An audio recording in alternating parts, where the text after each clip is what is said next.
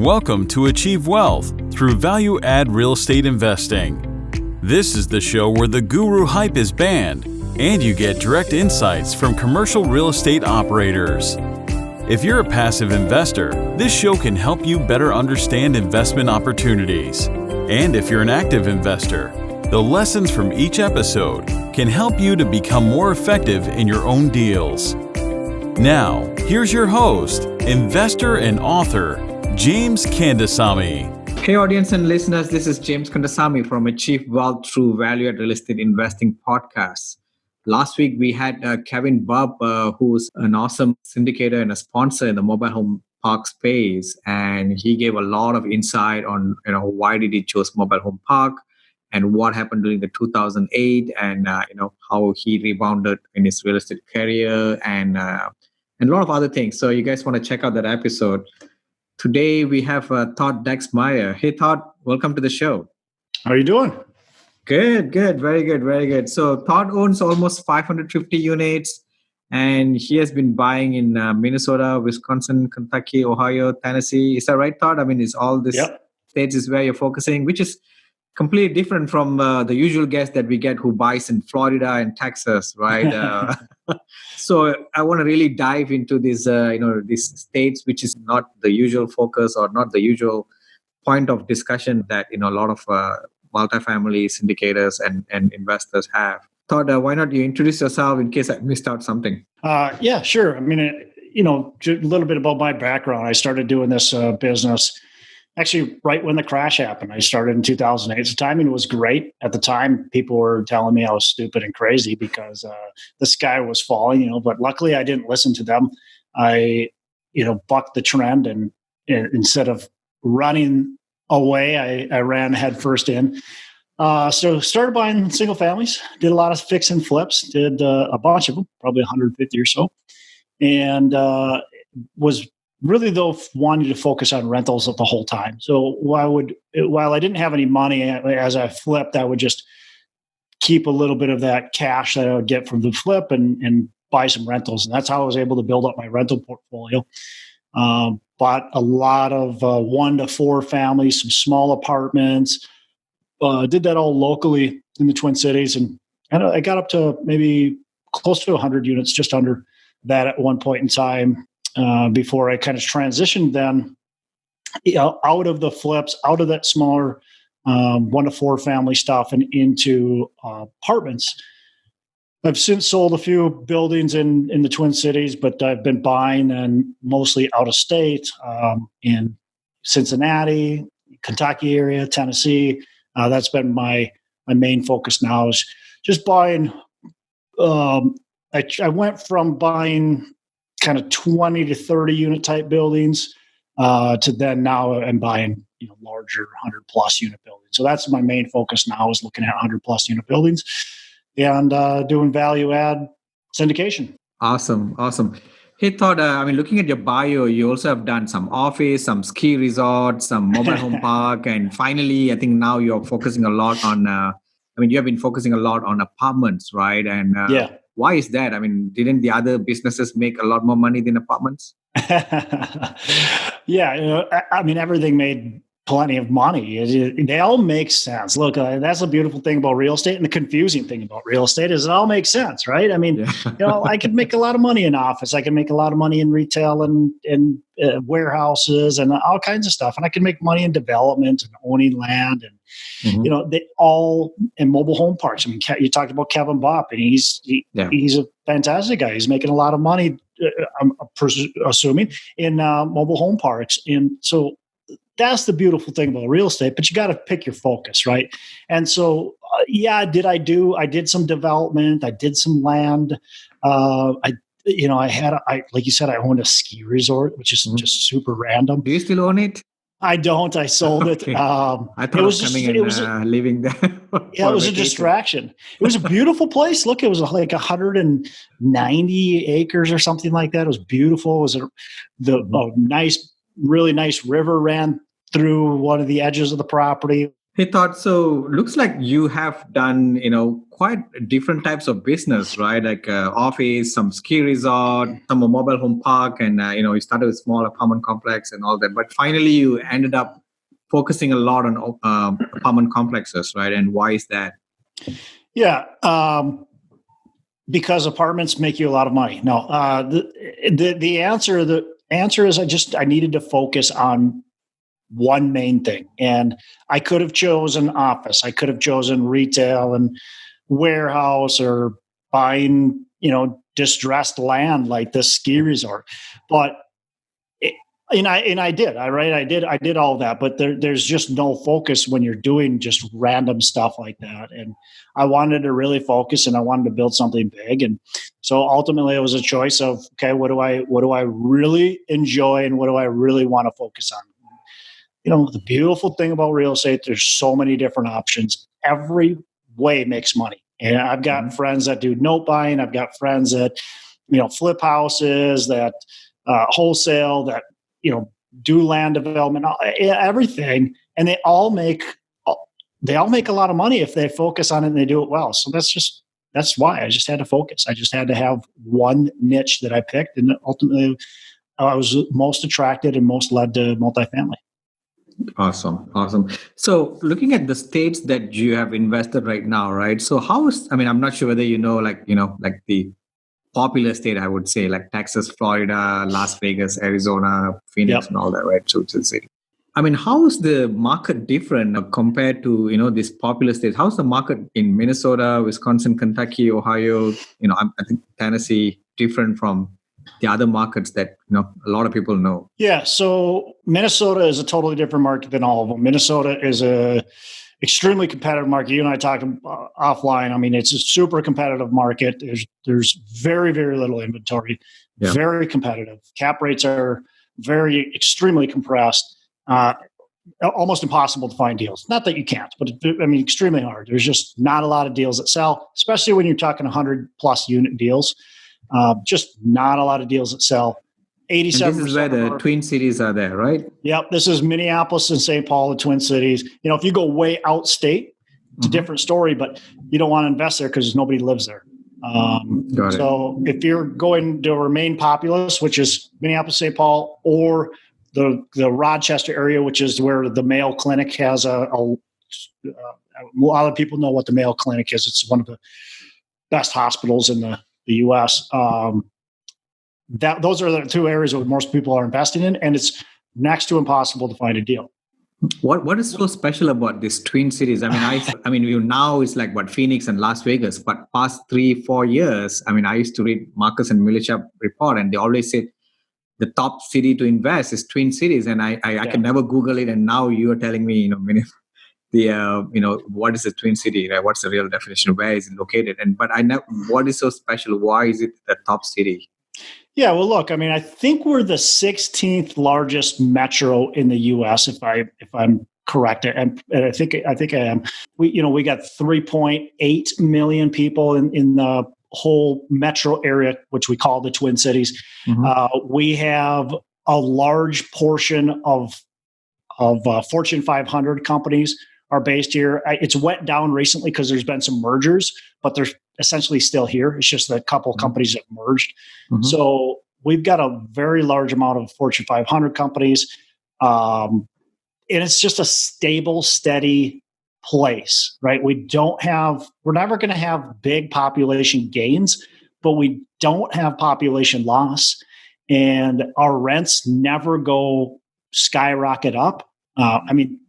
They've skyrocketed recently, but we call skyrocketing 3.5% increase. That's skyrocketing for the Twin Cities as far as rent goes.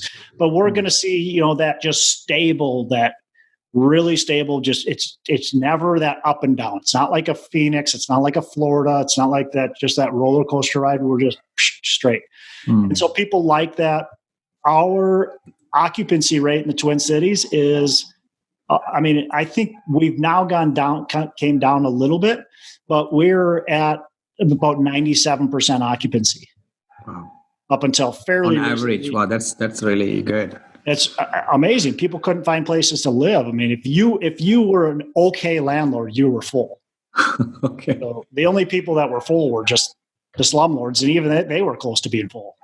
Wow. So And that probably could be the reason why, you can't find inventory, right? Just there's no inventory, right? So yeah, it's good. So the difference, so that's one market, and then the other markets that I'm really focused on are going to be like Cincinnati. Cincinnati now, as you start to really look, Cincinnati's in some of the lists now of markets to be looking at. And I just looked up the other day, like the best cities or the cities with the best population growth, job growth, and Cincinnati was on there. So you're starting to see the markets that I'm invested in be on those lists, and they weren't on there before. So basically what it was is, through my research, I wanted to find markets that hit all the criteria that I'm looking for. That's job growth, that's population growth, that's strong government and independent support for businesses, bringing in businesses. That's good rent affordability. That was huge on my list. I wanted cities that had good rent affordability, opportunity to purchase assets that were cash flowing with decent cap rates. I wasn't necessarily looking for like a 10 cap, but I wanted decent cap rates. I wanted a market that I didn't feel like compressed to the point of where, when we do see whatever recession is coming next, that they're going to go way back up. And so those were the markets that I really tried to focus on. And that's what I feel like I found. Now, since I found them, they have definitely compressed a lot more. It's challenging, but when I first started in those markets, there was a lot of opportunity, and there still is. But. Got it. So how was your experience from going from, buying and flipping houses into like syndication, right? Why did you make that leap into syndication? Yeah, flipping houses suck. I hate it's a lot of work, right? I mean, it's a lot of work. I've tried 2 times, and I promised myself I'm not going to do it again. So yeah, it's just so much head damage in flipping houses. And can you make some good money? Yeah, I made some good money. I'm not going to say I didn't, but there's just a lot of liability, a lot of head damage. You're dealing with a lot of contractors, and you're just always, and homeowners and emotions, and it's just, you're always grinding. You're never, and not that I like care about that. I enjoy grinding. I mean, I do it in multifamily right now, but I feel like I'm actually getting somewhere where with the flips, I felt like I was on that hamster wheel, or I got to buy one and I got to immediately find another one. And I'm always like running in a circle. And so that was kind of the reasoning I wanted to get out of. Plus I'm paying, short-term capital gains or ordinary income. I just didn't like that. Now, multifamily syndication made a lot of sense because I had a lot of investors. When I was doing flips, I was bringing in private money to my flips. I wasn't using hard money. I was using just private money, people I had met that wanted to invest in my deals. And that's how I got them involved. And so when I wanted to transition to multifamily, it was pretty easy to say, hey, this is what I'm doing. Do you want to come on board or not? And all my investors said, yeah, let's do it. Ultimately, that was what, James, I wanted to do from the very start. When I first started this real estate journey back in 2007, when I started reading books before I ever bought anything, I read several multifamily books, one by David Lindell called Multifamily Millions, another one by Ken McElroy called ABCs of Real Estate Investing. And I loved those books, and that said, this is where I want to go. And I had always been kind of obsessed with it, but I had no clue how I was going to take down $1 million plus building.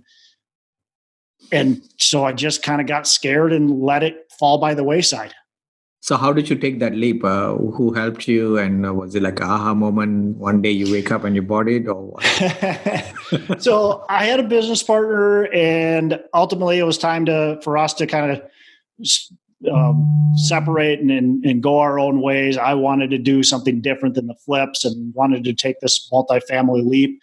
I started by buying some smaller, like I said, 10 to 20 to 30 unit buildings, and thought that I was making a big step there. And then just started like listening to people on podcasts and going, why am I doing this? I hired a business coach too. And I remember talking to him and going, I think he said, like, why are you buying another 20 unit? And I said, well, I got to keep on buying these. And then eventually I'll get up to, 100 plus unit building. He says, why not do it now? And I'm like, oh yeah, why not do it now? So it's just like, somebody just needed to tell me, like, what are you doing? Let's just do it now. Like, and it wasn't like, oh, wow, that's a scary thing. When he said it, I was like, oh yeah, let's just do it now. You're right. Yeah. So I don't know. Sometimes you just got to be told, like, yeah, what are you doing? Just go do it. Just go do it. Yeah. Well, you just need someone to, just a little kick in the pants sometimes. A little kick or knock on the head or what. Hey, you can do it now, right? Why not you do it, right? So that's very interesting. So what are the things that you, when you started syndication, right? When you look at a deal, right? When you get a deal, first of all, you're already finding it hard to find inventory, right? But whenever you find an inventory that comes to you, what kind of things do you look at? I'm sure kind of the same as most people. I'm looking, beyond the city and the neighborhood, which I already kind of mentioned. I'm looking for that population growth, that job growth. I'm really digging into the neighborhood too, and I want the neighborhood to have the same fundamentals that I'm looking for in the city. I want that specific neighborhood to have too, and low crime and that growth is what I'm looking for. So beyond that, though, as property specific, I'm looking for an opportunity that has something wrong with it, and it might be has really high expenses that I can take down. Utilities are a big one where people aren't.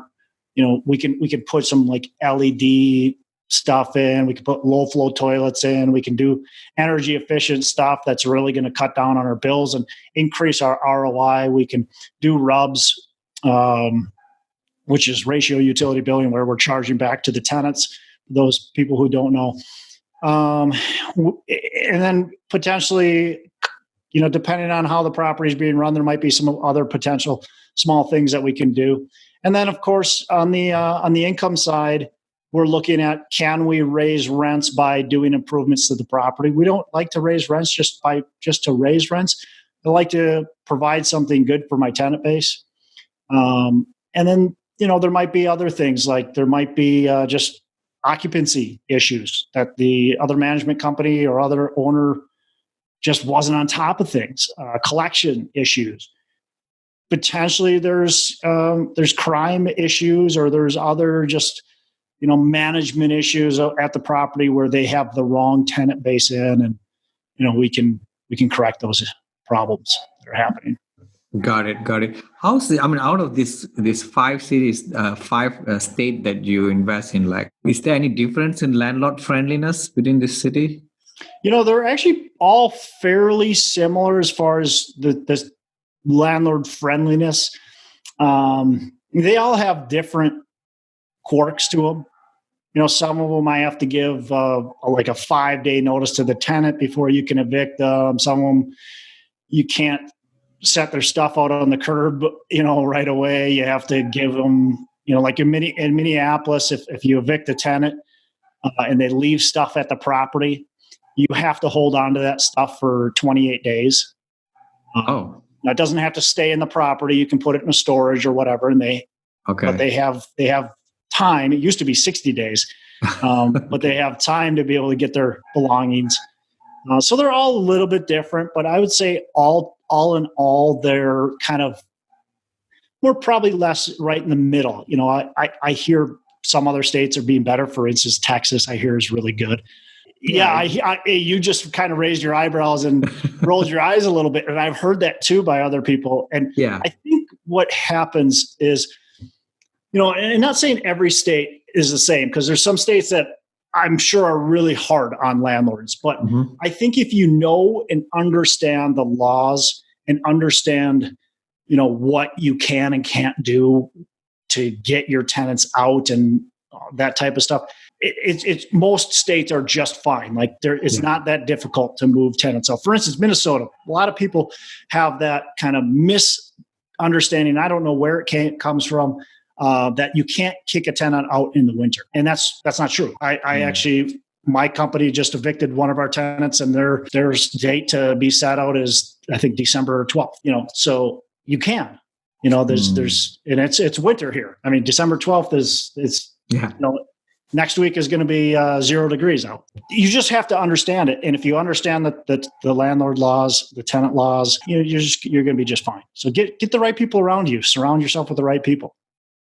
Got it. And also, I see in your bio that you do some kind of, you have a passion to teach undeserved youth and adults on how to create financial independence, right? So can you explain about that? Yeah, so I volunteer for a nonprofit called Junior Achievement. A lot of people know that, and my passion, and I don't know exactly where I'll take it, but my passion is just continue to do that and raise awareness, raise money, and for people who don't have the opportunity to have what we have and do what we do. A lot of people don't even know business, being a business owner, being an entrepreneur is even like a possibility for them. And it's possible for everybody because there's a lot of people that come from nothing, especially, I see people from different countries come here that have nothing or start with nothing, and they do amazing things. And there's people living in this country that just don't even think it's possible. Like they don't know that it's there. So I want to just really educate people. The other thing is I'd love to figure out somehow how to get financial education into the schools. And that's a tall task, I know, and it may never happen. But that's one of the things I really want to do. I used to be a high school teacher. I really think it's important to teach our youth about how to be responsible financially and just about the amazing opportunities that there are out there. Yeah, absolutely. Especially in the US, right, where it's a capitalism country, right? And, Yeah. Anybody can, make a lot of money as long as they're willing to work hard. You find the right people to be, coached on, right? And you on the right path. You work hard. You should be able to make a lot of money. I mean, it's completely different from a lot of other countries out there. I mean, people may not appreciate how much freedom to create wealth in the US unless you have traveled outside and you have lived in other countries, right? So a lot of people do not know that. So that's really good. Take it for granted. Yeah, I mean, a lot of people here take it for granted, and a lot of people do think that they, somebody else owe them something, right? So that's a hard mindset to change. I mean, one of my very first tenants.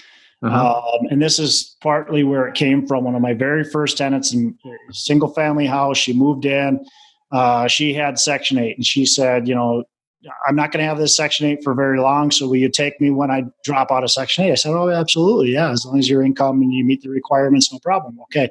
I'm going to do that. I got my I'm getting my real estate license, and I'm going to get out of this. My mom had Section 8. My grandma had Section 8, and I don't want to be part of the circle. And she never got out of Section 8.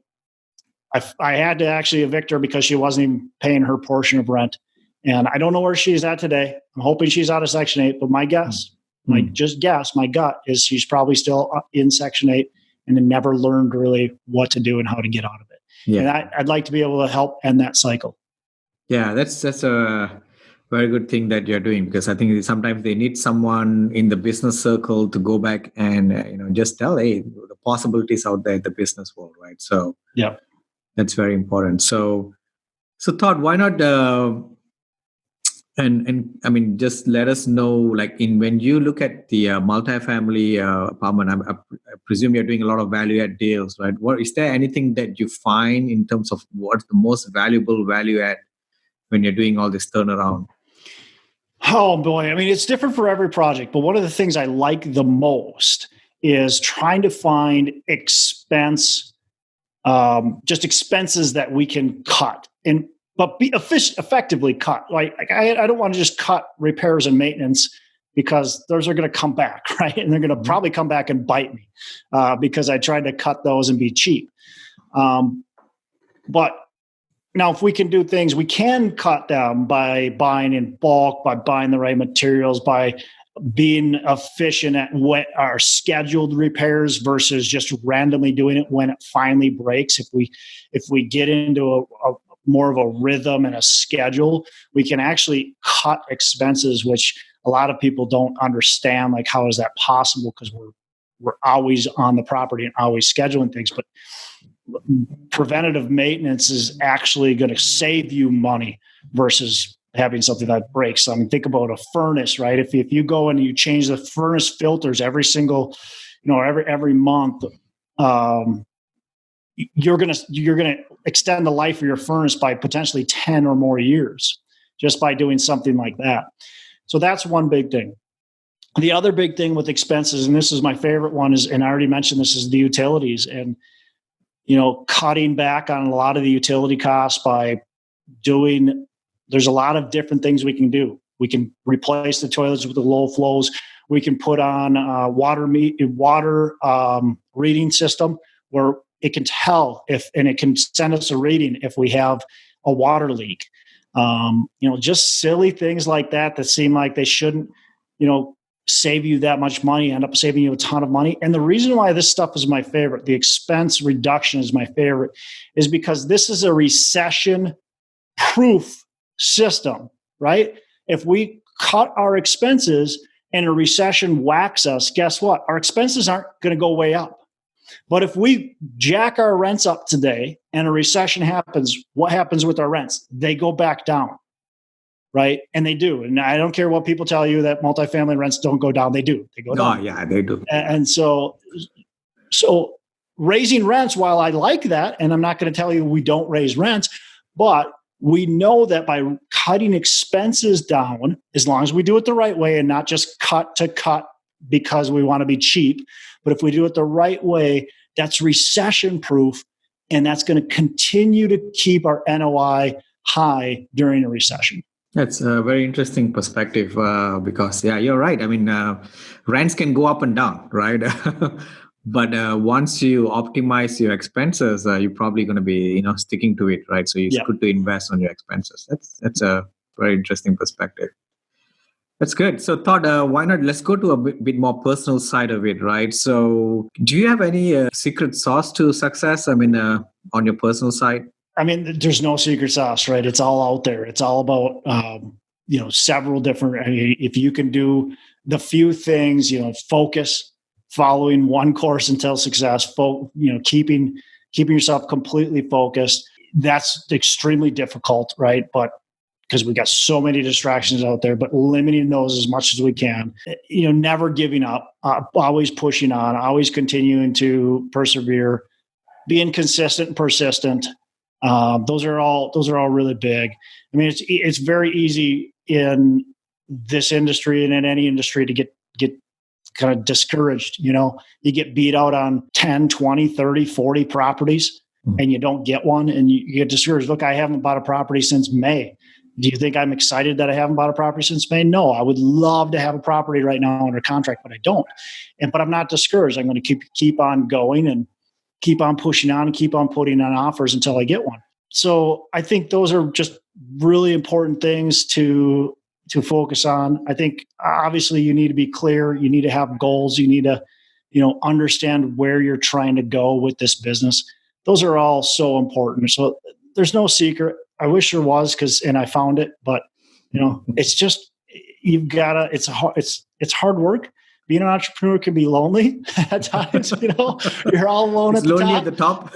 You're getting your butt kicked, but hey, it is. But it's a fun business at the same time. There's a lot of reward in the end when you're building something bigger than yourself.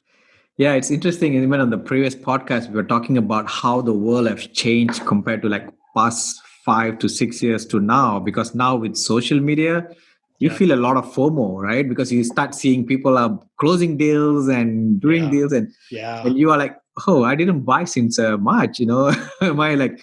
So you have to really, really control, your fear of missing out, and especially with social media. Now you can see everybody's what's happening. Stop comparing yourself to others. For one, you don't know what others are doing. You don't know what type of ownership structures they have or anything like that. When I look at my properties and I really probably dive into them, I have really good ownership structure on my properties. And some people that have 3 times the amount of units, 4 times the amount of units that I do, they probably have less ownership, less overall, whatever you want to call it, equity than I potentially have. And so if you want to compare yourself to others, you're always going to be disappointed. You just have to look at yourself and go, am I happy where I'm at today? Where are the goals that I have for myself in the future? And where am I at today? And what do I need to get to do to keep on pushing on?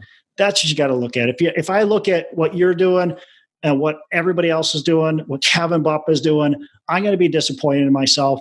I'm going to want to buy these properties, and I'm going to end up doing stupid stuff. It's just how it is. Correct. Yeah, I mean, sometimes it's surprising. Sometimes people can claim they own $500 million in assets, but he may be poorer than the guy who owns 100 units on his own. Right? Yeah. So, because they had $500 million, they probably own 10-20% out of it, and out 20%, they probably own or 0.5%.